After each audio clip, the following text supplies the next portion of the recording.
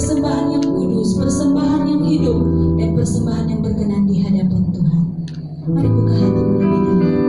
Kita akan masuk dalam hadirat Tuhan. Haleluya Yesus. Mengucap syukur. Dia sangat baik dalam hidup kita. Haleluya Yesus. Kami bersyukur kepadamu Tuhan. Pada pagi hari ini kembali kami datang kepadamu. Kami mengucap syukur buat kasih setia, anugerah-Mu, kebaikan-Mu yang tidak pernah habis-habisnya, selalu baru kami nikmati, rasakan di dalam setiap hidup kami. Sehingga kalau kami ada sampai saat ini, semua hanya karena kebaikan-Mu, semua hanya karena anugerah-Mu di dalam hidup kami Tuhan. Engkau Bapa yang baik, Engkau Bapa yang sungguh ajaib di dalam hidup kami Tuhan. Pada pagi hari ini kami datang kepada Engkau Tuhan. Ini hidup kami Tuhan. Sebelum kami lebih dalam masuk di dalam hadirat-Mu, meninggikan, menyembah, mengagungkan Engkau Tuhan. Kami mohon kekudusan-Mu Tuhan. Kuduskan kami Tuhan. Sucikan kami, ampuni kami. Basuh kami dengan darah-Mu yang kudus. Biar kami layak ada di dalam hadirat-Mu. Kami layak untuk kami bersekutu, meninggikan, memuliakan Engkau Tuhan. Biar di tempat ini nama Tuhan yang ditinggikan, nama Tuhan yang diagungkan. Ada pujian, ada penyembahan yang kami naikkan Tuhan kepada Engkau Raja kami di atas segala raja. Terima kasih Tuhan Yesus yang baik. Ambil alih ibadah kami pagi hari ini. Kuasa-Mu bekerja, Roh Kudus-Mu melawat setiap hidup kami, setiap pribadi kami. Baik kami yang ada di tempat ini maupun yang ada di rumah masing-masing. Roh Kudus lawat kami, Roh Kudus. Kami membuka hati kami di dalam untuk menikmati Engkau, menikmati pribadi-Mu, menikmati kuasa-Mu lewat ibadah kami saat ini. Haleluya, haleluya, haleluya, haleluya, haleluya, Roh Kudus. Terima kasih Tuhan, terima kasih. Kami berdoa kalau ada pekerjaan kuasa iblis, kuasa kegelapan, cuma mencuri sukacita kami pagi hari ini. Apapun bentuknya ia bekerja. Pagi hari ini kami mau berdoa. Kami mau satukan hati kami mau satukan iman kami. Kami mau tolak, kami mau ikat, patahkan, hancurkan kuasanya hanya di dalam nama Yesus. Darah Yesus yang berkuasa, hanya Engkau yang berkuasa di tempat ini membebaskan kami untuk kami bersekutu meninggikan Engkau. Karena kami tahu hanya kuasa-Mu yang ada di tempat ini membebaskan kami untuk kami meninggikan, memuliakan nama-Mu Tuhan. Terima kasih Yesus, terima kasih ya Roh Kudus, terima kasih Tuhan. Berkati kami pagi hari ini. Kau melindungi kami. Haleluya, haleluya, haleluya, haleluya. Tempat ini dipagari dengan kuasa-Mu Tuhan. Haleluya, haleluya, haleluya, haleluya. Yesus. Biar ibadahnya adalah ibadah yang penuh dengan kuasa-Mu. Terima kasih Tuhan. Ibadah kami dari awal pertengahan sampai pada selesainya kuasa-Mu yang bekerja. Diserahkan ibadah kami pagi hari ini, mengucap syukur hanya di dalam satu nama yang ajaib, hanya di dalam nama Tuhan Yesus yang menjadi Tuhan dan Juru Selamat di dalam hidup kami. Haleluya, haleluya Yesus. Haleluya, haleluya Yesus. Mari buka hatimu lebih dalam. Buka hatimu, siapkan hatimu. Kita menikmati Dia, nikmati pribadinya pagi hari ini. Haleluya, haleluya. Oleh kuasa darah-Mu Tuhan, kami sudah ditemukan.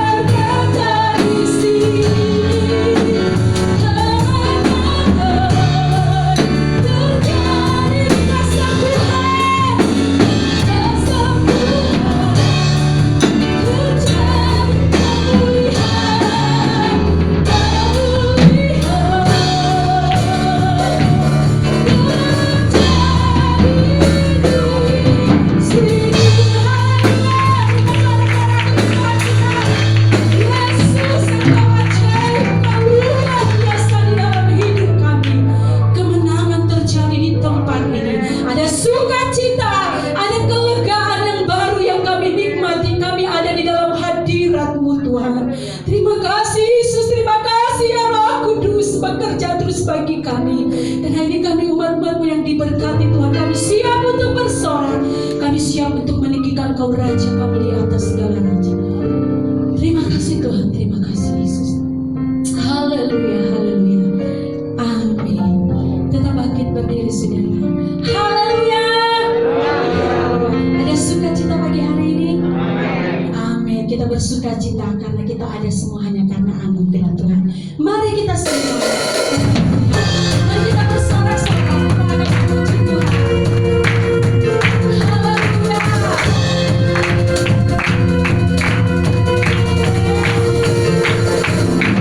Mari kita sembah umat pilihan Allah, menyembah pilihannya, kita menang sembah dunia.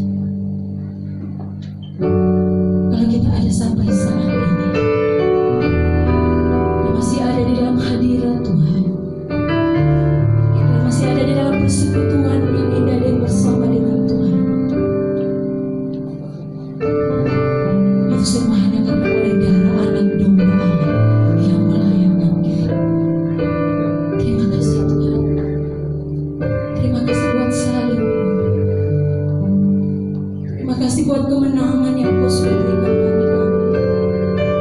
Haleluya, haleluya.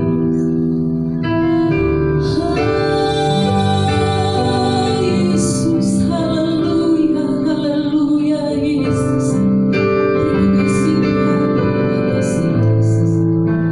Karena salib-Mu kami hidup, karena salib-Mu kami mengalami kemenangan. Haleluya, Yesus. Hanya Kau Tuhan di hidup,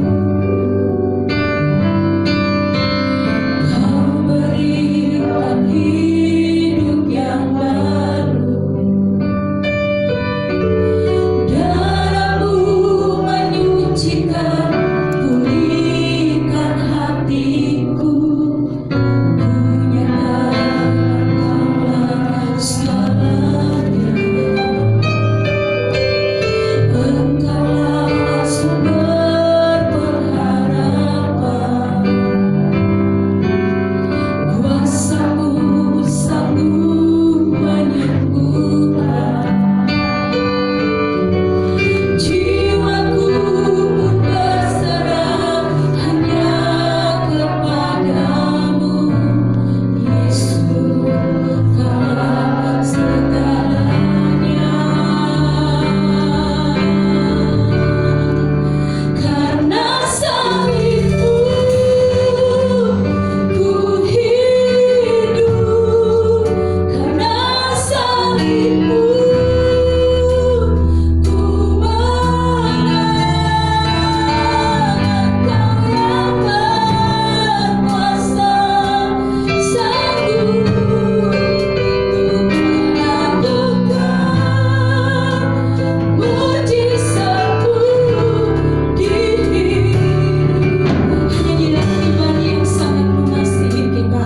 Mari kita hadir lebih dalam, nyanyikan pujian ini. Hanya Kau Tuhan di hidup, Kau berikan hidup yang baru. Darah-Mu menyucikan, pulihkan hatiku. Ku nyatakan Kaulah segalanya. Engkaulah sumber, kuasa-Mu sanggup memulihkan kami.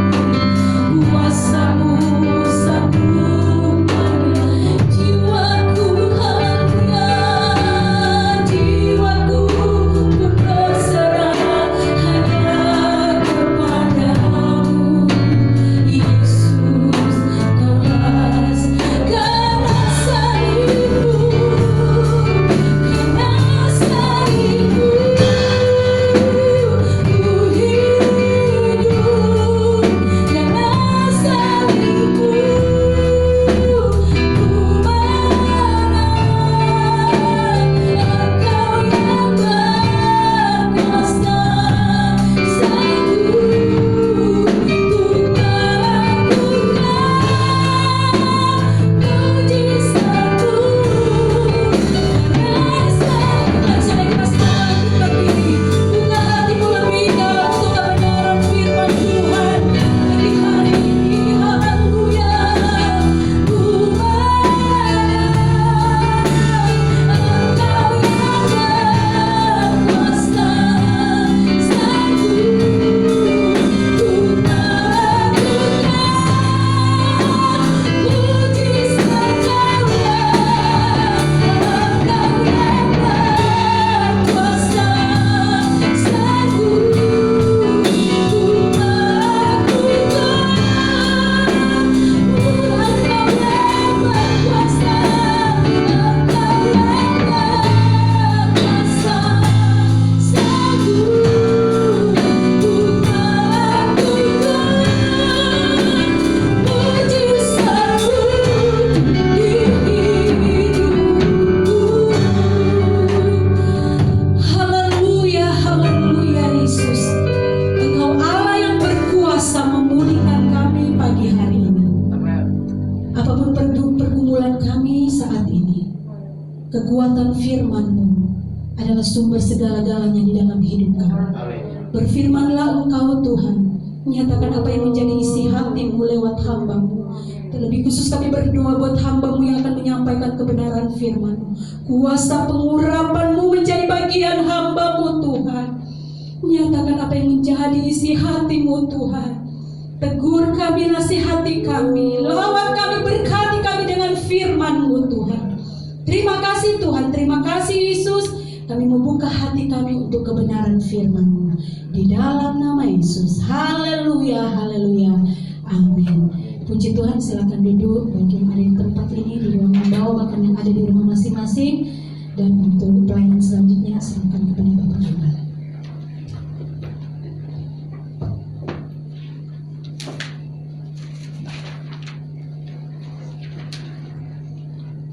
Haleluya.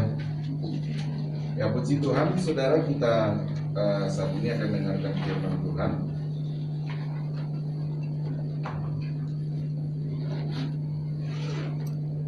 Ya, mari kita akan buka kitab kita.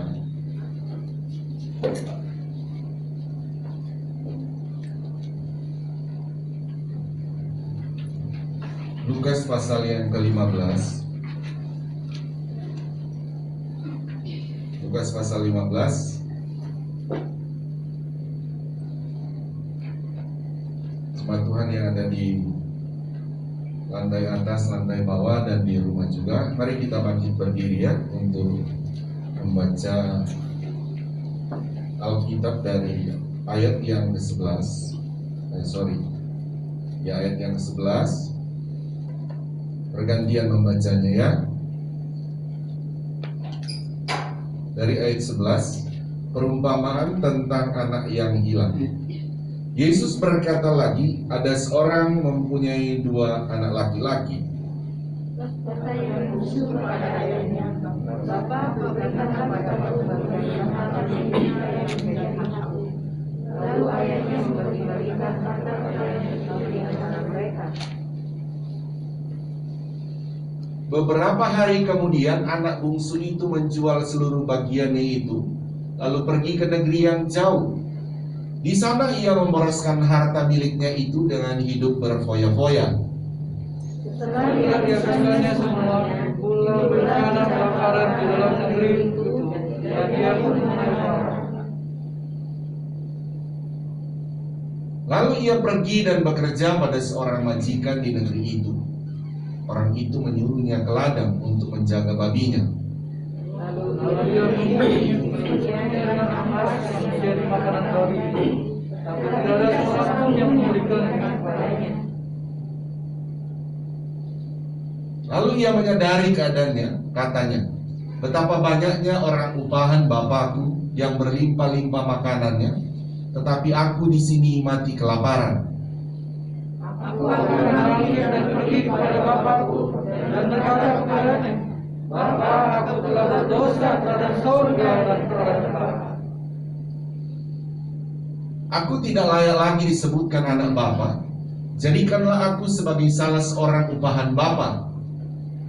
Maka bangkitlah ia dan pergi kepada bapaknya. Ketika ia masih jauh, ayahnya telah melihatnya. Lalu tergeraklah hatinya oleh belas kasihan. Ayahnya itu berlari mendapatkan dia, lalu merangkul dan mencium dia. Kata anak itu kepadanya, Bapa, aku telah berdosa terhadap sorga dan terhadap Bapa. Aku tidak layak lagi disebutkan anak Bapa. Tapi ayah itu berkata kepada hamba-hambanya, lekaslah bawa kemari jubah yang terbaik, pakaikanlah itu kepadanya, dan kenakanlah cincin pada jarinya, dan sarung pada kakinya. Ayat 23. Dan ambillah anak lembu tambun itu, sembelilah dia, dan marilah kita makan dan bersukacita. Sampai di situ saja, Tuhan berkati. Silakan duduk kembali, jemaat Tuhan.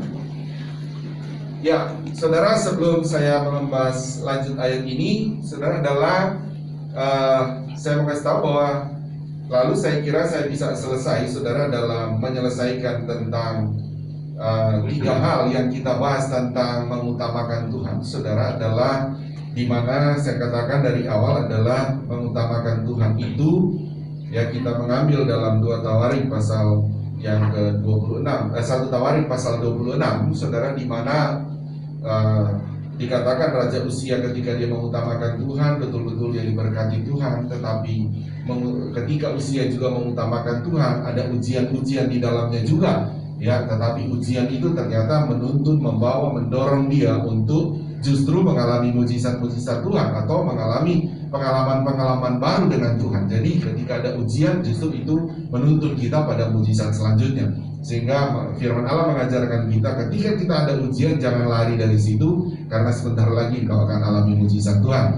Nah, hal yang ketiga, saudara, di mana ketika kita mengutamakan Tuhan, penting untuk memperhatikan supaya tetap tinggal di bawah otoritas rohani. Nah, kita belajar kepada Uzia, di mana Uzia awalnya dia tinggal dalam otoritas rohani, tapi begitu lama justru ketika sekitar 52 tahun dia ada di bawah otoritas rohani, tetapi pada akhirnya dia keluar dari otoritas rohani.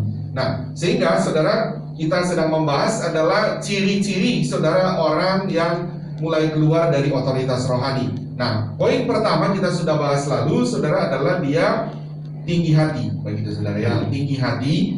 Nah, saudara, kita akan masuk pada poin yang kedua, ciri-cirinya ya saudara. Jadi saudara, ciri-cirinya apa ya saudara? Ini saya katakan menjadi sebuah cermin, saudara. Ini adalah sebuah pelajaran bagi kita agar supaya kita tetap terus ya tinggal di bawah otoritas rohani. Seberapa lama pun kita ikut Tuhan, harus tinggal di bawah otoritas rohani bahkan sampai Tuhan datang. Amin saudara ya. Nah, Uzia ini menjadi pelajaran bagi kita. Tadi saya katakan bahwa dia sudah sekitar 52 tahun, jadi sudah cukup lama dia di bawah otoritas rohani. Saudara ada di sini, saudara sudah sekitar 52 tahun di bawah otoritas rohani. Ya. Belum ada mungkin ya saudara. Ada di antara saudara sudah 52 tahun dari kecil dari Kristen. Di lantai bawah ada nggak saudara? Belum ada ya saudara. Jadi belum ada saudara. Nah, maksud saya adalah memperlihatkan begini saudara. Ini tantangan orang yang mengutamakan Tuhan. Ya, ketika akan mengutamakan Tuhan, memang Tuhan akan tolong, Tuhan akan berkati. Ketika kita utamakan Tuhan, ada ujian, kita bisa menang di sana, kita bisa melihat bahwa ada mujizat selanjutnya. Tapi saudara adalah di mana ini tantangan ini, atau saya bisa katakan bahwa Alkitab berkata iblis mencari atau iblis mengaum mencari orang yang dapat ditelannya, begitu ya saudara. Nah, iblis itu saudara yang berusaha menjauhkan orang atau mengeluarkan orang percaya, sekalipun dia masih percaya, tetapi dia berharap saudara supaya seperti Uzia, sekalipun masih percaya Tuhan, sekalipun masih datang di bait Allah itu Uzia, tapi jangan tinggal di bawah otoritas rohani. Begitu saudara. Bisa paham ya saudara? Uzia itu sekalipun masih datang di bait Allah, tapi dia tidak mau ada di bawah otoritas rohani para hamba-hamba Tuhan waktu itu. Nah, cara kerja iblis, pola yang sama masih terus terjadi. Nah, iblis bekerja ini bukan kepada orang yang baru ikut Tuhan. Justru dia akan menyerang ini orang yang sudah lama ikut Tuhan. Sudah lama. Jadi dia punya banyak cara saudara ya, tetapi kalau cara dia menjauhkan orang keluar dari otoritas rohani, itu dia akan lakukan itu bukan pada orang yang baru, tetapi orang yang sudah lama dalam Tuhan, sehingga dia mau terus menggoda itu supaya keluar dari otoritas rohani. Nah, kita kembali saudara ya. Lalu saya katakan poin pertama, kita bahas ciri pertama adalah tinggi hati. Saudara, yang kedua kan saudara dalam 1 Tawarik 26 ayat 16 di sana menjelaskan adalah Uzia berubah setia. Ya, dia berubah setia, begitu ya saudara. Jadi dia mulai berubah. Nah, kita tidak akan membaca dalam ayat itu lagi saudara dalam 1 Tawarik 26, tapi kita sudah membaca ayat yang di dalam Lukas pasal 15 ini. Nah, kisah-kisah ini kan kita bisa lihat saudara ya. Kita bisa lihat bahwa anak yang sulung dan bungsu. Ya, kita mulai menemukan lagi saudara ciri-ciri juga ada kepada anak yang bungsu. Ya. Seorang anak itu dia akan baru bisa terima dia punya saudara warisan saudara kalau dia sudah lama, dia sudah agak dewasa. Ya, dia belum baru ada di dalam sebuah keluarga itu, oh dia sudah bisa pegang itu warisan. Belum bisa, saudara. Kalau dia masih anak-anak, belum. Nanti kalau dia sudah dewasa, makanya anak ini sudah mulai minta, karena dia sudah lama di situ. Ya, dia punya hak itu, begitu ya. Nah, saudara lihat bahwa ini anak ini diceritakan oleh firman Allah tadi, ada dua anak, saudara, yang bungsu dan yang sulung. Nah, yang bungsu ini berkata begini, Bapak, ya, berikanlah kepadaku, dikatakan tadi ayat kata yang bungsu ayat 12. Kata yang bungsu kepada ayahnya, Bapak, berikanlah kepadaku bagian harta milik kita yang menjadi hakku. Ya, lalu ayahnya membagi-bagikan harta kaya itu di antara mereka. Jadi yang sulung juga memang dikasih hartanya, saudara, haknya. Juga yang bungsu dikasih. Yang sulung juga dikasih, saudara. Yang bungsu dikasih. Tetapi kita lihat, yang bungsu ini, saudara, justru dia pergi keluar dari otoritas rohani itu. Begitu. Dia akan pergi, tinggalkan. Yang sulung tetap ada di situ. Nah, saudara, ini saudara yang akan kita pelajari, saudara, di mana ya ada, saya katakan tadi bahwa saudara, ketika usia dia berubah setia, ya dia berubah setia.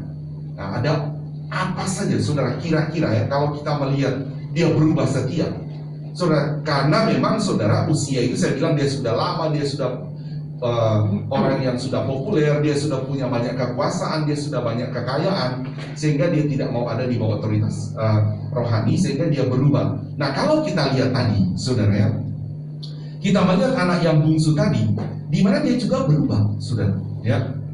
Nah, kita belajar dari anak yang bungsu ya, kita akan melihat ya, dia punya perubahan ini, perubahan setia ini, saudara. Dia perubahan setia. Ketika dia terima berkat itu, saudara, dia berubah, saudara. Nah, ini juga tentu menjadi pelajaran bagi kita ya, saudara. Jemaat Tuhan di tempat ini, lantai bawah, saudara yang di rumah, saya mau tanya dulu, saudara mau diberkati Tuhan tidak, saudara? Amin, saudara mau diberkati. Tapi satu hal, berkat itu, saudara harus ingat, kita belajar dari ini. Ketika kita akan diberkati, tidak boleh berubah setia, tidak boleh berubah keluar dari otoritas rohani. Bisa paham, saudara ya? Nah, ini kita belajar kepada anak yang bungsu ya. Jadi ketika anak yang bungsu ini, saudara, dimana ketika dia terima dari berkat itu, saudara, dikatakan dia keluar, tinggalkan bapak itu, tinggalkan komunitas rohani itu, dia pergi jauh. Anak yang sulung tetap, saudara, dia juga akan dapat, tapi dia tetap tinggal di dalam otoritas rohani. Ada dua anak sini, saudara. Yang satu keluar, yang satu tetap tinggal. Nah, kalau kita lihat begini ya, saudara, sedang bergeser. Ayat yang ke-12 ya, berkata begini.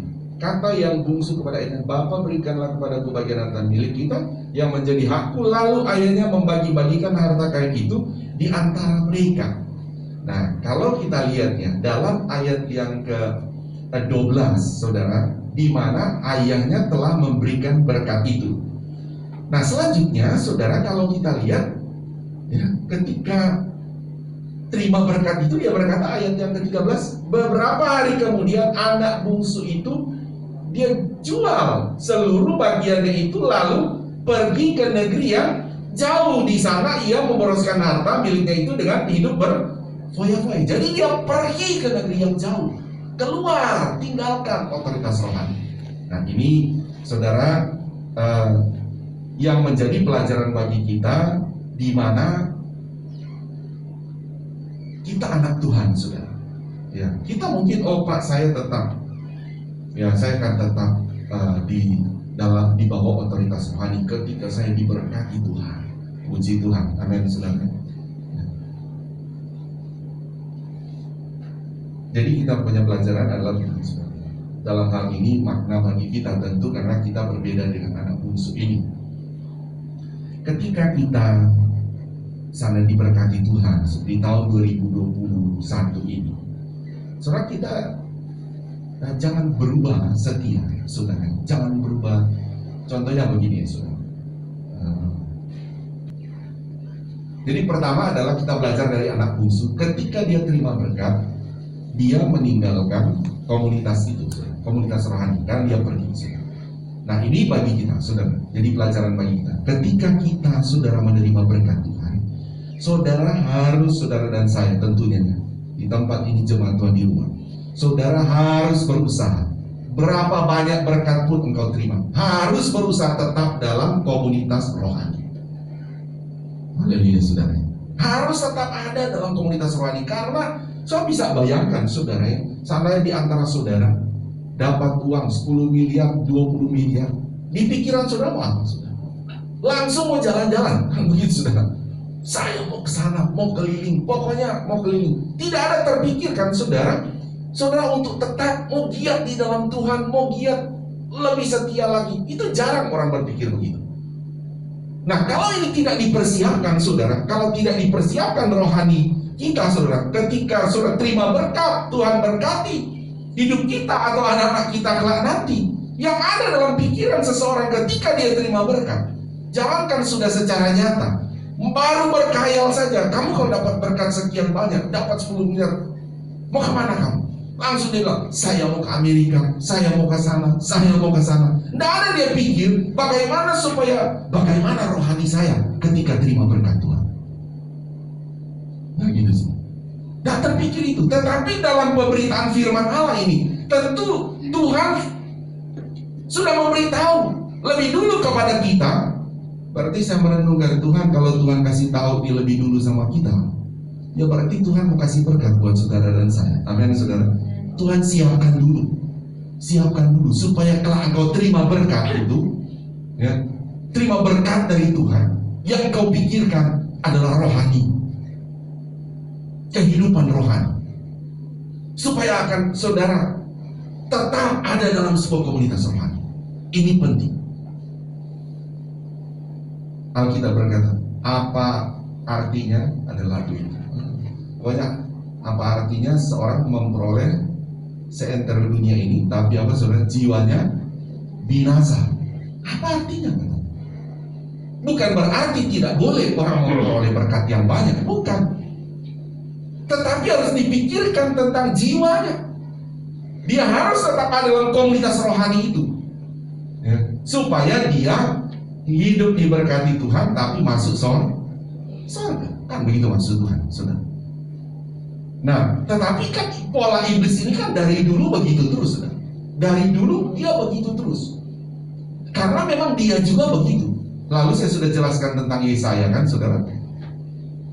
Begitu terus dia, saudara. Nah, selanjutnya lagi begini ya. Jadi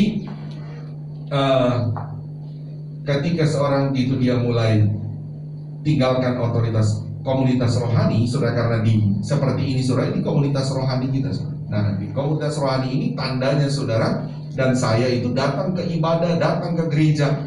Itu tandanya kita sedang membawa, saudara, atau menempatkan hidup kita, diri kita ada di bawah otoritas rohani. Itu tanda, ya. Tanda kita sebetulnya ada di bawah otoritas rohani, ya kita datang. Ya. Apapun pangkat saudara, kekayaan saudara, semua harus datang ke dalam rumah Tuhan. Kita ingat Yosua, saudara, ketika dia mau datang beribadah pun, dia berkata kepada yang lain, pilih saja kamu mau pergi beribadah atau tidak, saya akan pergi beribadah. Yosua dalam kekuatan luar biasa pada waktu itu, saudara, memimpin untuk bangsa Israel ke tanah Kanaan. Kekuatannya luar biasa, tapi dia tidak mau. Sekalipun dia seorang pemimpin luar biasa, dia tidak mau, tidak menempatkan di bawah otoritas rohani. Jadi bukan sekedar dia datang ibadah memuji Tuhan. Itu bukan sekedar itu, saudara. Usia itu masih datang ke rumah Tuhan sebetulnya, tapi tidak dalam sikap menempatkan diri di bawah otoritas rohani. Jadi seharusnya ketika seorang mau datang beribadah itu, saudara, itu salah satu tanda dia mau berkata, Tuhan, selain saya datang memuji Tuhan dalam gereja, dalam rumahmu, ini juga tanda bagi hidup saya. Saya mau taruh di bawah otoritas rohani hidup saya. Yes. Mau saudara sebagai direktur, mau saudara punya pangkat dalam militer atau pangkat di dalam politik, ya, sebagai DPR, presiden, apapun, semua itu harus datang letakkan otoritas sekuler yang ada dalam setiap pribadi kita untuk dibawa, letakkan di bawah otoritas rohani. Amin. Karena otoritas rohani itu saya pernah jelaskan, dia seperti payung, memayungi otoritas yang ada pada saudara. Otoritas dalam keluarga, otoritas saudara dalam pekerjaan sekuler, saudara sebagai direktur, sebagai manajer, atau apapun pemimpinmu. Saudara, setiap pribadi, saudara datang meletakkan di sini biar otoritas rohani menaungi itu. Haleluya, saudara. Nah, ini pentingnya, saudara, bagi kita ya. Nah, kita lihat lagi begini ya, saudara. Kita lihat lagi. Satu hal begini. Ketika terjadi, kita lihat kan ketika terima berkat ya jadi perubahan kan. Usia juga tadi berubah. Ternyata kadang-kadang ini ciri-ciri ya, saudara. Kita harus jaga juga, saudara. Ketika kita sudah mulai lama, saudara, mengiring Tuhan, perubahan setiap ini, saudara, karena menyerang tanpa kita sadari. Kan begitu, saudara. Tanpa di sana mulai dia menyerang dikit-dikit, saudara. Dari tadi setia beribadah, mulai pelan-pelan, mulai nggak setia beribadah. Apalagi ada berkat, saya bilang tadi. Lagi ada berkat, wah, kalau lagi tidak ada berkat, saudara, nah itu Pak, setia beribadah akan terus gitu ya. Apalagi kalau ini ada berkat, wah, bahaya. Setia melayani tadinya, saudara, lama-lama mulai kurang setia melayani. Dia mulai berubah. Nah, saya bilang tadi ini ciri-ciri begini harus diperhatikan. Sehingga ketika kita melihat, wah, ini kayaknya saya kayaknya datang sekarang kalau ibadah, aduh cuma tidak enak begitu. Nanti tidak enak deh, teman-teman lihat saya kok sudah datang ibadah. Nah, sehingga datang ibadah itu bukan karena sadar diri memang saya harus datang memuliakan Tuhan, sadar diri memang saya harus membawa hidup saya ada di bawah otoritas rohani. Hanya dengan sebuah kebiasaan datang. Nah, kalau itu tanda-tanda mulai ada, itu mulai terjadi perubahan. Mulai datang lagi pada Tuhan. Tuhan tolong saya Tuhan. Saya ini kayaknya datang ke gereja tinggal datang doang. Ini kesombongan Tuhan. Padahal saya datang ke gereja kan harus memuji Tuhan. Saya datang ke gereja kan adalah menandakan, tidak boleh sombong. Harus tempatkan diri di bawah otoritas rohani. Haleluya, saudara. Saudara, harus ada itu bicara pada diri sendiri ya.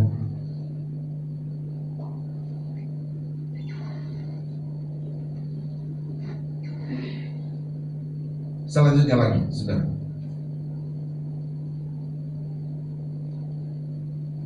tadi saya bilang ciri-ciri ya, saudara, terjadi satu perubahan ya. Anak bungsu ini ketika terima berkat dia berubah pergi. Mungkin bagi kita, saudara, terjadi satu perubahan ya ketika terima berkat, dari suka melayani jadi mungkin tinggalkan pelayanan, dari suka beribadah jadi mungkin tidak suka, atau datang hanya tinggal sekedar datang begitu ya. Dari komitmennya luar biasa dengan Tuhan, tetapi mulai kurang berkomitmen di dalam sebuah pelayanan, di dalam tugas begitu ya, saudara. Tugas-tugas yang dipercayakan begitu komitmen, tapi mulai kurang lagi berkomitmen. Nah, ini ciri-ciri. Nah, ketika firman datang, kita diingatkan lagi. Diingatkan, balik lagi loh. Karena iblis itu tidak langsung melempar dengan batu besar, tidak. Tapi dia kecil-kecil dulu. Terus, saudara ingat, ya, ada bahasa bilang batu sekeras apapun, tapi kalau air dia tetesin dikit-dikit terus lama-lama juga batunya bocor. Ayat 13 berkata begini, beberapa hari kemudian anak bungsu itu menjual seluruh bagiannya itu lalu pergi ke negeri yang jauh. Di sana ia memboroskan harta miliknya itu dengan hidup berfoya-foya. Ini saya mau katakan perubahan penggunaan berkat. Ini juga kita harus hati-hati. Hati-hati, saudara. Makanya kita juga kalau terima berkat hati-hati. Ya, saudara. Jangan sampai itu malah menjauhkan kita dari Tuhan, menjauhkan kita dalam otoritas rohani. Bagaimana dengan kita dalam menggunakan berkat, saudara? Kalau untuk kebutuhan rohani, coba saudara renungkan, saudara. Coba kita renungkan. Ya, tadi saya sempat katakan, gimana kalau kau dapat berkat sebesar-besar itu? Saya dapat 10 miliar, 20 miliar. Ada nggak saudara langsung terpikir penggunaan dalam hal rohani? saudara. Rata-rata orang langsung pikir penggunaan jasmani, pikir mau jalan-jalan. Tapi ada nggak tidak dia berpikir penggunaannya untuk hal-hal rohani, yang dimana menggunakan itu hal-hal rohani, berkat jasmani itu kepada hal-hal rohani, demi untuk dia nantinya saudara neracanya bertambah, membuat dia tetap ada dalam otoritas rohani. Nah, anak bungsu ini terjadi perubahan penggunaan berkat rohani, berkat-berkat yang dia dapat, begitu saudara. Ya, ini tentu wajib, tentu ini kita perlu perhatikan saudara untuk penggunaan. Nah, kita kadang-kala saudara, ya mohon maaf ya, entah kita persembahan, entah kita sebentar lagi kita sudah ada program-program diakonia, sudah mau jalan. Ada 5 kalau tidak salah program-program diakonia. Coba saudara pikirkan, kadang-kala kita diakonia atau persembahan itu akan lebih mudah kalau kita berkata begini, saudara, ayo kita makan-makan. Mudah, ringan tangan kita, saudara, kadang-kala mau berapapun kita bisa kasih. Tapi coba untuk hal rohani, mau persembahan, nah begini, mau persembahan kita mesti cari di dompet mana paling kecil. Nah, saudara, kalau bisa mana paling kecil. Tapi coba kalau kita mau makan, apalagi kalau ada promo-promo, ya kan? Sekarang saudara jarang lihat promo di mall, tapi di online, ada promo ini. Oh aduh, nah apa-apa pakai kartu kredit dulu aja bayar. Tapi coba hal-hal rohani, coba dalam gereja, akan mikir, saudara. Dia akan mikir, jangankan mikir untuk gereja, nggak bakal dipikir kadang-kadang. Nggak bakal dipikir.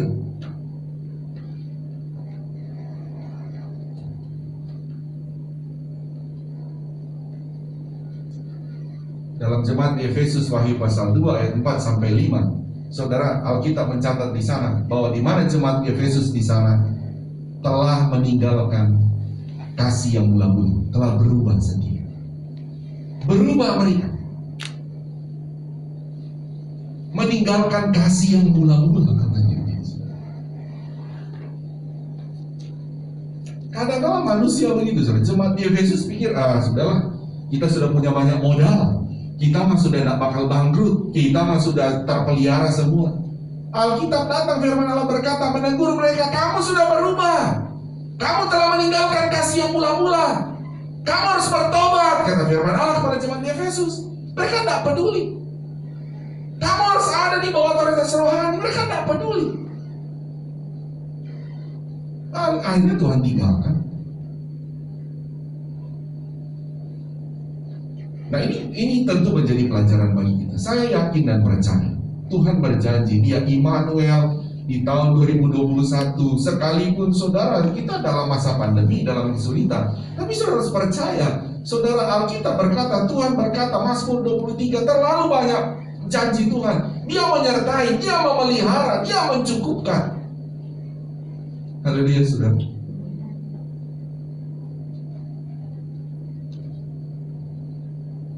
Kadang-kala jemaat Efesus ini pikir, oh kami sudah punya segala macam gitu.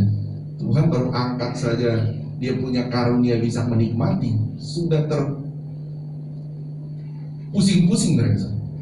Saudara, kalau Tuhan soalnya begini, Tuhan tuh kalau tidak kasih karunia menikmati, lebih pusing dari orang tidak punya. Bisa mengerti ya, saudara? Maksudnya seseorang itu dia punya uang. Saya pernah, saudara, bersaksi kepada saudara, ada tempat pernah saya kerja, saya masih anak-anak, saudara. Dia bilang, ya kau mau beli helikopter tapi tidak boleh sama pemerintah. Ini bukan kayaan, saudara, memang kenyataan. Dia orang kayanya luar biasa, dan punya sampai 7 turunan. Dia cerita sama saya, dan memang benar kekayaannya sampai 7 turunan. Tapi dia nggak bisa nikmati. Tidur nggak bisa nikmati. Tugas saya dia bayar saya hanya pegang siaran, pegang ini. Tugas saya hanya pegang sini. Gerak terus, nggak bisa tidur ya. Itu nggak bisa nikmati. Kamu enak ya, tidur aja pegang ini, kamu bisa ngorok-ngorok malah gangguin om, katanya gitu. Yang terbaik, saudara, yang paling enak sekali kalau Tuhan berkati saudara, diberikan karunia menikmati. Amin, saudara. Nah ini, saudara, jemaat Efesus pikir, wah kita sudah punya segala-gala. Sudahlah, Tuhan bilang, oke, kamu seperti itu, saya tidak kasih karunia menikmati. Habis itu. Nah, kita kembali. Jadi dalam hal ini, seperti anak bungsu tadi, ketika terima berkat, dia berubah setia. Tapi pelajaran bagi kita, berkat apapun kita terima, kita tidak boleh berubah setia. Harus tetap dalam otoritas rohani. Amin. Apa tandanya kita dalam otoritas rohani? Kita datang beribadah pada Tuhan. Kita datang memang memberi persembahan kepada Tuhan. Itu menyatakan itu, saudara. Menyatakan kepada Tuhan, Tuhan, saya dalam berkat jasmani saya terima pun Tuhan. Saudara memberi persembahan begitu, saudara. Saudara yang mengembalikan persepuluhan, itu saudara dalam dasar hati saudara harus berkata, Tuhan, ini bukti saya sebetulnya keuangan saya pun saya sedang menaruh di bawah otoritas rohani. Jadi kalau saudara memberi persembahan tidak boleh asal-asalan. Amin, saudara. Tidak boleh asal-asalan. Ibadah tidak boleh datang asal-asalan. Memberi persembahan pun tidak boleh asal-asalan. Mesti ada saudara harus berkata, Tuhan, ini saya memberi persembahan ini supaya saya punya berkat keuangan. Ini ada di bawah otoritas rohani. Begitu. Jadi kita tidak berpikir seolah-olah gereja itu tempat kita memberi sumbangan. Bukan begitu, saudara. Gereja itu tempat kita mengembalikan milik Tuhan. Amin, saudara. Datang mengembalikan, Tuhan ini Tuhan, bukan kita menjauh, tapi Tuhan saya mau kembalikan. Saya beri persembahan ini pun bukan gereja minta-minta, bukan, saudara. Memang ini perintah firman Tuhan. Jadi dasarnya semua kita memang takut akan Tuhan. Kita takut akan Tuhan. Nah, selanjutnya lagi ya, saudara. Selanjutnya lagi bagi kita. Jadi dalam hal ini jangan terjadi perubahan penggunaan berkat bagi kita ya. Kita menggunakan berkat, kita dapat berkat dari Tuhan, kita lakukan dengan takut akan Tuhan, jangan menjauhi Tuhan. Selanjutnya adalah begini, saya akan lompat saja. Sorry, saya lompat ya. Nah begini, saya melompatnya adalah ciri-ciri tadi kan. Yang kedua, perubahan penggunaan berkatnya, B-nya salah satu disebutnya. Perubahan setia pada Tuhan, perubahan jangan tinggalkan komunitas rohani, di mana jangan berubah penggunaan berkat. Yang ketiga ini, yang ketiga ini begini, saya akan bawa begini, saudara. Akibat tidak mau tinggal di bawah otoritas rohani. Ayat yang ke-14, saudara, kita lihat ayat 14 dan 15. Masih di Lukas pasal 15 ya. Ini akibat saudara tidak mau di bawah otoritas rohani. Mari kita baca bersama-sama. Jemaat di lantai bawah di rumah juga baca 2 ayat. Sampai 3 ayat sampai 16. 1, 2, 3. Setelah dihabiskannya semuanya, timbullah bencana kelaparan di dalam negeri itu, dan ia pun mulai melarat.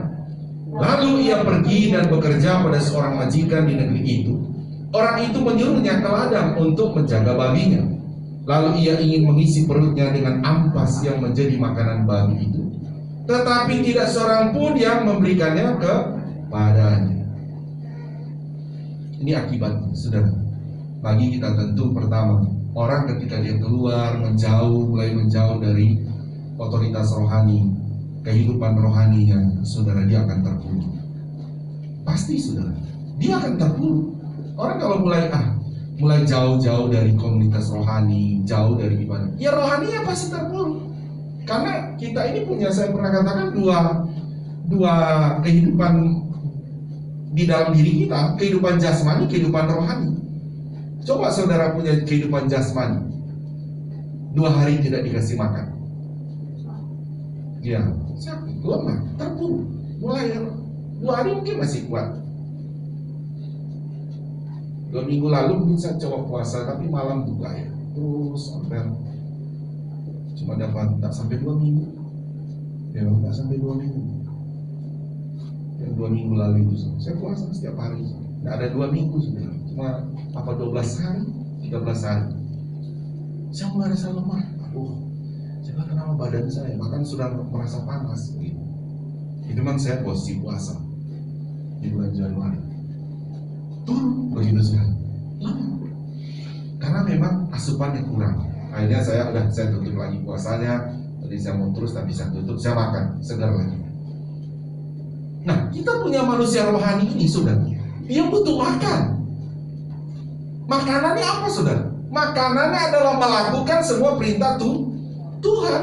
Perintah Tuhan apa? Kita beribadah, kita memberi persembahan, kita datang bersekutu dengan Tuhan. Pokoknya hal-hal rohani. Ketika kita terus ada, saudara, dan itu kita akan lakukan kalau kita ada dalam komunitas rohani, itu akan terjadi. Sehingga rohani kita tetap segar, tetap kuat. Tapi kalau mulai jauh dari komunitas rohani, seperti anak bungsu ini dia pergi, akibatnya dia terpuruk, terjadi sebuah kelaparan. Hal yang pertama adalah kelaparan rohani tentu terjadi bagi kita kalau menjauh dari otoritas rohani. Pastinya, saudara, seperti itu ya. Nah, sehingga saudara yang berikut saudara begini kan, akibat tidak mau tinggal anak bungsu ini, saudara tidak mau tinggal di bawah otoritas rohani, saudara tentu tidak ada perlindungan. Ya, tidak ada perlindungan. Nanti ayat selanjutnya, saudara, ayat 17 dia berkata begini. Ya biasanya nanti orang sudah terpuruk, saudara gitu, entah anak bungsu ini sudah terpuruk ekonominya, sudah terpuruk kesehatannya, baru dia sadar, aduh, saya mesti balik lagi. Nanti sudah terpuruk dulu kan, sudah terpuruk baru dia bilang begini. Lalu ia menyadari keadaannya. Lalu ia menyadari. Ketika masih ada berkat dia nggak menyadari itu. Dia merasa biasa saja. Tapi bagi kita saudara, sekalipun kita akan ada berkat, kita harus tetap sadar, kita tetap harus ada di bawah otoritas rohani. Amin, saudara. Kita tetap harus ada datang beribadah. Harus, saudara. Nah, karena ini ketika dia sadar, dia berkata, betapa banyaknya orang upahan Bapakku yang berlimpah-limpah makanannya, tetapi aku di sini mati kelaparan. Intinya apa?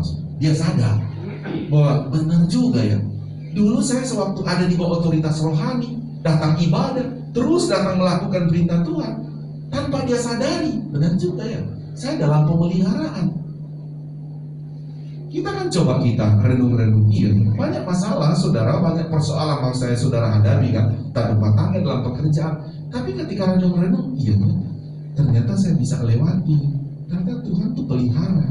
Amin, saudara. Tuhan pelihara. Bagi saudara. Kalaupun ada persoalan, Alkitab berkata engkau tidak sampai jatuh terpuruk, tidak sampai tergeletak. Kenapa? Karena ada di bawah otoritas rohani. Amin. Atau ada perlindungan Tuhan. Ya, saudara. Aduh, saya sudah selesai, waktunya sudah habis. Karena saya sudah 40 menit berbicara. Kita mau perjamuan. Saya masih punya poin sebetulnya. Poin yang keempat, sikap menghadapi otoritas. Tapi ini sebetulnya penting. Karena apa? Sebetulnya tujuan saya begini. Ketika engkau memahami tentang otoritas rohani dan engkau hidupi hal yang sama, saya percaya dimanapun engkau berada, entah di rumah, entah di pekerjaan, engkau dengan sendirinya akan menghidupi otoritas itu. Karena kan begini, saudara, dimanapun kita berada, sadar atau tidak sadar, suka atau tidak suka, di situ ada otoritas, kan begitu, saudara. Dan ketika kau belajar di gereja, saudara akan hidupi itu dengan sendirinya, Roh Kudus akan hidupi. Coba saudara di rumah tangga, suami bilang begini, kamu nggak di bawah otoritas, ribut saudara, pasti ribut. Atau saudara orang tua bilang sama anak, wah kamu nggak di bawah otoritas ya, kamu nggak mentaati ya saudara, pasti ribut saudara. Tapi ketika saudara dapat pelajaran di gereja tentang otoritas, oh iya ya, terus dengan sendirinya Roh Kudus akan hidup. Engkau sebagai anak, engkau tinggal di bawah otoritas Roh dalam orang tua. Engkau juga sebagai istri menghormati otoritas, suami juga menjalankan otoritas, di pekerjaan juga begitu dengan sendirinya. Karena saudara dengar firman. Bisa paham saudara ya? Nah makanya saya berusaha selesai saudara supaya ini penting, saudara, penting. Karena sekali lagi saudara, ketika kita terus tinggal di bawah otoritas rohani, sebetulnya seperti anak yang sulung. Seperti anak yang sulung, tanpa dia sadari, sebetulnya dia tetap nikmati berkat Tuhan. Amin. Sekalipun anak sulung tadi, dia sempat protes sama bapak. Bapak, Saya sudah lama di sini, kenapa Bapak nggak bikin pesta? Ya bukankah kamu nikmati berkat selama di sini? Nah gitu saudara, anak semua kaget juga, ya juga ya. Nah kita pun kan begitu saudara. Selama kita dalam Tuhan, sebetulnya saudara, bukankah kita sudah Tuhan pelihara, Tuhan kasih karunia menikmati? Amin saudara, itu sudah kita dapat saudara. Makanya tetap saudara, di mana kita tadi membahas tentang ciri-ciri orang yang mulai keluar dari otoritas rohani adalah dia mulai berubah setia. Dan ini pelajaran bagi kita, saudara, kita tidak boleh berubah setia. Apapun kondisinya, apakah kita sedang diberkati luar biasa jasmani, ataukah kita sedang dalam persoalan dalam usaha ekonomi kita harus tetap ada di bawah otoritas rohani. Amin. Karena Tuhanlah menjamin memelihara kita. Oke, minggu depan saudara nanti saya akan lanjut, saudara, begini ya, nanti sikap kita menghadapi otoritas rohaninya. Sikap, jadi dari tadi kita sudah belajar tentang begitu ya, bahkan akibatnya. Sekarang bagaimana kita bersikap sebetulnya terhadap otoritas rohani. Nah hal yang sama saudara sebenarnya akan dengan sendirinya itu harus dipraktekkan dalam otoritas-otoritas yang sekuler juga, saudara, sekuler juga. Yaitu nanti minggu depan saja ya. Oke, sekarang kita akan terima perjamuan kudus. Saudara, kita akan terima perjamuan kudus. Mari jemaat Tuhan bangkit berdiri di lantai bawah, bangkit berdiri di rumah juga bangkit berdiri. Kita akan terima ini. Mari yang bertugas maju ke depan. Yang bertugas untuk perjamuan kudus. Dan kita akan langsung berdoa.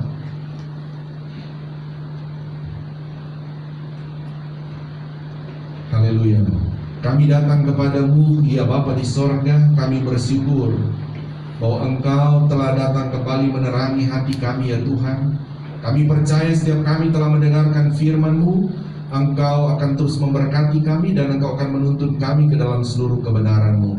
Sebelum kami terima ya Tuhan, roti dan anggur ini yang kami percaya untuk mengingatkan kami akan penebusan Tuhan Yesus di atas kayu salib, akan kuasa tubuh dan darah-Mu ya Tuhan, yang membebaskan kami dari tuntutan dosa apapun, dari segala kutuk apapun. Sebab itu kami berdoa kepadamu, Tuhan, hidup kami, ampuni setiap salah dosa kami, kuduskan kami dengan darah-Mu. Roti dan anggur juga Engkau kuduskan ya Tuhan. Setiap kami yang makan, minum tubuh dan darah-Mu, kami percaya kami diberkati secara luar biasa. Terima kasih Tuhan, di dalam nama Tuhan Yesus kami berdoa, kami bersyukur. Haleluya, amin. Jemaat Tuhan silakan duduk kembali. Kita naikkan pujian. Darahnya kuasa sucikan.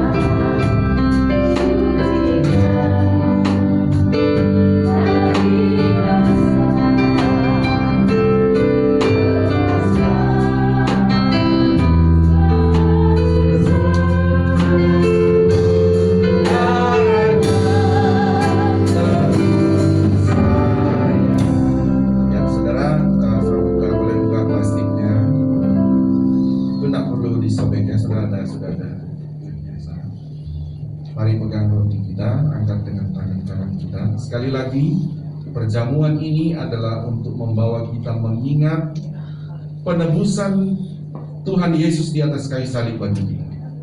Di sanalah segala tuntutan dosa apapun dibatalkan dalam hidup kita, dan itu terus berlaku pada kita. Terima kasih Tuhan Yesus. Terima kasih Tuhan, kami percaya dosa apapun, untuk berupa apapun akibat dosa, hanya kuasa tubuh dan darah Yesuslah yang menghancurkan itu, sehingga kami tetap hidup dalam kemerdekaan tubuh dan darah. Cuma Tuhan, di tempat ini, di lantai bawah dan di rumah, angkat tangan kanan kita sebelum kita makan, dengarkan firman-Nya.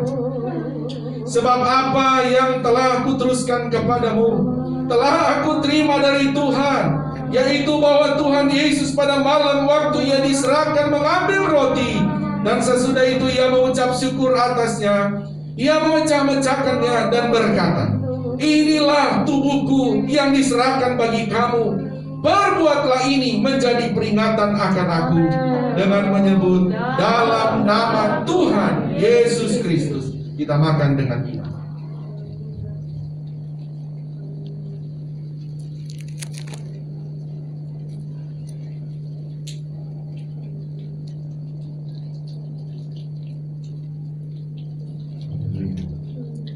Mari saudara buka, pegang cawan dengan tangan kanan kita, ya. Amin. Amin, Roh Kudus. Haleluya. Dengar firman Tuhan, jemaat di rumah juga, angkat cawan dengan tangan kananmu. Firman Tuhan berkata, demikian juga Ia mengambil cawan sesudah makan, lalu berkata, cawan ini adalah perjanjian baru yang dimeteraikan oleh darahku.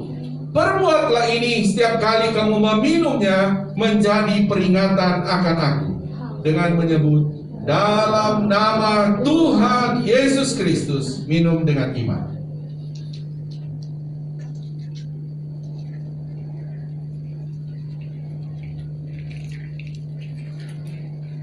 Haleluya. Mari angkat tangan kanan kita, taruh tangan kirimu di dada. Bersyukur buat karya penebusan tubuh dan darah Yesus di atas kayu salib. Hanya melalui penebusan tubuh dan darah Yesus inilah kita terus ada dalam otoritasnya. Kita terus ada dalam kuasa penebusannya. Semua tuntutan dosa apapun kami percaya, kuasa tubuh dan darah Yesus mematahkan, menghancurkan dari kehidupan kami. Kami adalah orang-orang yang merdeka karena penebusan-Mu ya Tuhan. Terima kasih Bapa. Setiap kami saat ini Tuhan, kami mengangkat tangan kami kepadamu, kami bersyukur atas penebusan-Mu. Terima kasih Tuhan. Dan hamba berdoa, setiap kami jemaat-Mu di tempat ini, bahkan di rumah, ada pergumulan-pergumulan dalam hidupnya. Hamba berdoa Tuhan, pergumulan apapun itu, atau masalah apapun, Engkaulah Bapa yang menolong, Engkaulah Bapa yang mampu menyelesaikan. Di dalam nama Yesus, di dalam nama Tuhan Yesus, Tuhan penolong, Tuhan pemberkati bagi kami. Kami percaya dengan iman, setiap kami yang datang, setiap di rumah, ditolong, diberkati oleh Tuhan. Terima kasih Bapak. Kami bersyukur buat perjamuan kudus dengan Engkau. Dalam nama Tuhan Yesus kami berdoa. Haleluya. Semua yang percaya berkata amin. Tuhan Yesus memberkati. Silakan duduk. Jemaat Tuhan di rumah juga silakan duduk. Dan saya menyerahkan kepada Tuhan.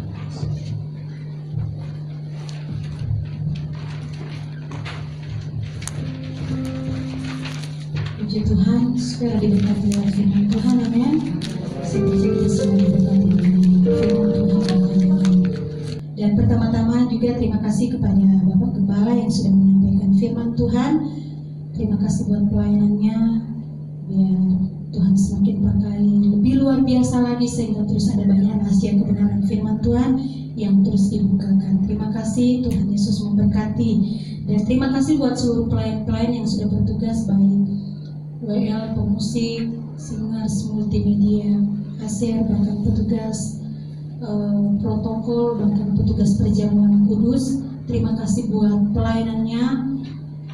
Tuhan Yesus memberkati setiap apa yang kita berikan lewat setiap pelayanan kita. Bahkan jemaat Tuhan yang sudah hadir, kita sama-sama melayani Tuhan. Amin. Terima kasih buat kehadirannya. Tuhan Yesus memberkati kita semua. Dan pengumuman persembahan operasional dan pembangunan dapat ditransfer ke rekening BCA 12814555872 atas nama Dedi Chandra Dinata. Persembahan persepuluhan dapat ditransfer ke rekening BCA 7400516574 atas nama Yance Manore. Persembahan sekolah minggu dapat ditransfer ke rekening BCA 57254263370 atas nama Ida Agustin Supriyatna. Ibadah komsel diadakan secara online pada hari Rabu pukul 19.30 melalui Zoom. Ibadah WSP diadakan secara online pada hari Jumat pukul 19.30 melalui Zoom. Doa pagi bersama di rumah masing-masing pada hari Sabtu pukul 6 sampai pukul 7 pagi. Ibadah pemuda dan remaja YMB online diadakan pada hari Sabtu pukul 18.30 melalui Zoom. Jadwal ibadah minggu depan: ibadah raya 1 pukul 8 pagi di gereja.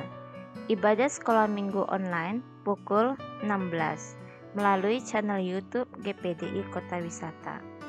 Ibadah raya 2 pukul 17 di gereja. Ibadah raya online pukul 17 melalui channel YouTube GPDI Kota Wisata.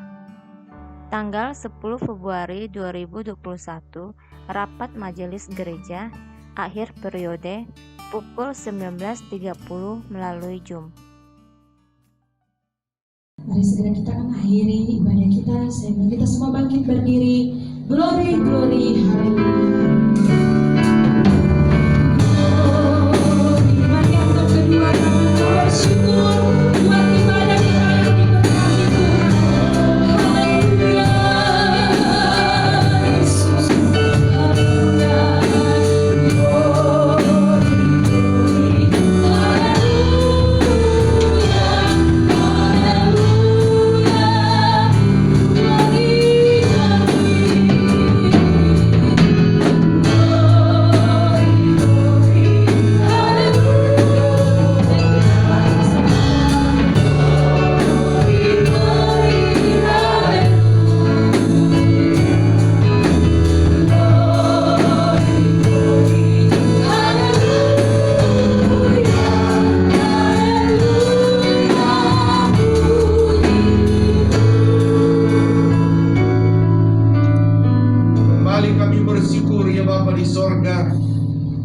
Kami ada di tempat ini karena anugerah kesehatan, kekuatan, karunia-Mu Tuhan. Dan kami bersyukur kepadamu, anugerah yang sama juga tolong anugerahkan kepada kami sepanjang minggu, dan kami boleh lagi datang beribadah pada hari-hari akan datang ya Tuhan. Terima kasih doa hamba-Mu saat ini bersama jemaat-Mu. Tuhan, Engkau telah menaruh kami ada di negara Indonesia ini.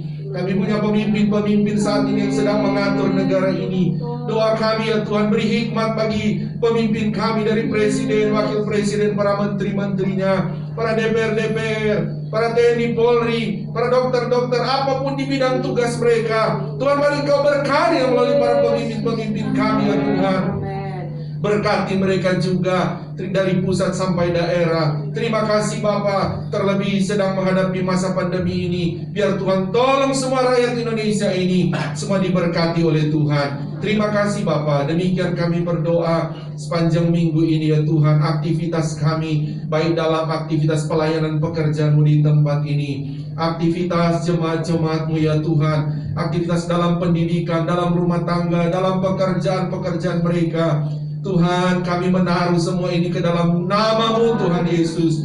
Sebelum kami melakukan aktivitas itu, biar sudah ada di dalam tangan-Mu. Engkau saja yang memberkatinya ya Tuhan. Terima kasih, kami bersyukur Engkau telah tuntun kami tiba di tempat ini. Berkat yang sama juga akan menyertai kami kembali tiba di rumah kami masing-masing dalam keadaan tubuh yang sehat diberkati. Apapun jenis pergumulan jemaat-Mu, percayalah kami, Tuhan sudah menolong, Tuhan sudah memberkatinya. Terima kasih, kami mau pulang dengan berkat-berkat baru daripada-Mu. Jemaat Tuhan, mari angkat kedua belah tangan-Mu, terima berkat dari Tuhan. Ini kami anak-anak-Mu ya Bapa di sorga. Mengangkat tangan kami di hadapan-Mu adalah terus pengakuan iman kami bahwa keselamatan hanya ada di dalam nama Tuhan Yesus Kristus, Juru Selamat Maha Kuasa bagi kami.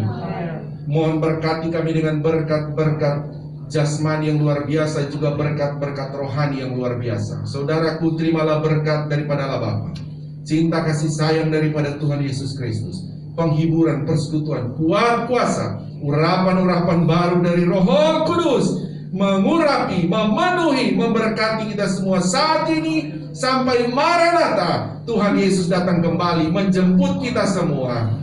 Taruh tangan di dada, naikkan pujian.